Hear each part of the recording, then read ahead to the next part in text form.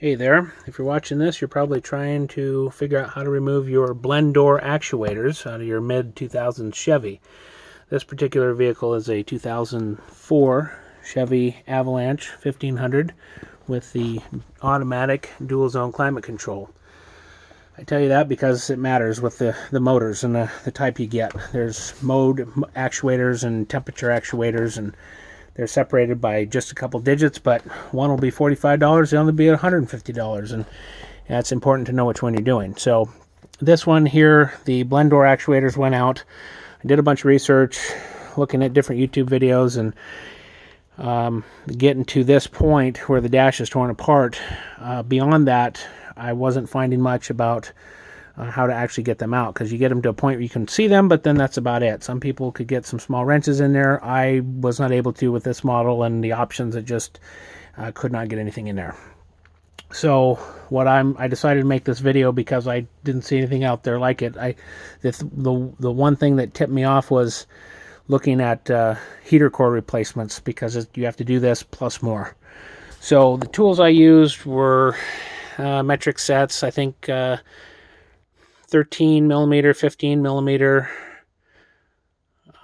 The actual blend door motors used 5.5 millimeter, and then a lot of the screws to take the dash stuff off of 7 millimeter, and then some Phillips and a few things like that. So I'm not going to walk you through getting to this point, but basically get the dash pad off, get all that. There's a bunch of videos out there how to do that. And then what we did was roll the dash back, and so we disconnected it from the four bolts up here on these brackets. And there's two that are hiding here. There's cutouts, so you can see them there, that hold that there. On the driver's side, there's two large 15 millimeter bolts, one here, and then one's it's slid down underneath it. It's hiding. It's pretty obvious though when you pull the trim off. And there is one underneath. It's I think a 13 or 15 millimeter bolt that's there. It's underneath behind the brake pedal. And there is a support strut here. And taking that bolt out didn't do it for me. What I had to do was disconnect it up here where it bolts. There's one upper and one lower. I can't really see that, but basically there's two of them there. So to get to this point, taking the seats out is your easiest bet. You got to take the seats out and the console out first.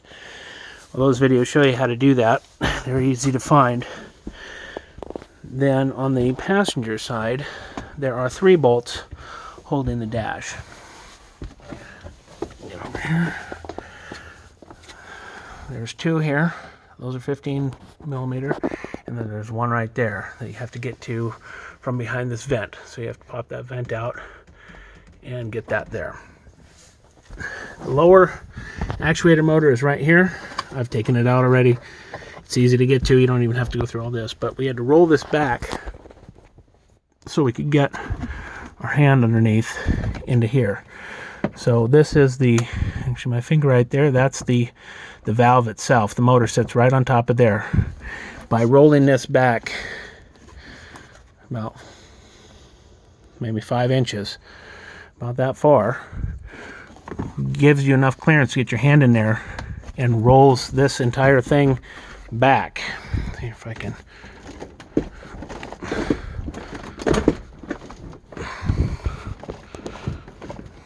So once you drop that, you can easily access that blend door actuator motor. Like I said, I think that was 5.5 millimeter.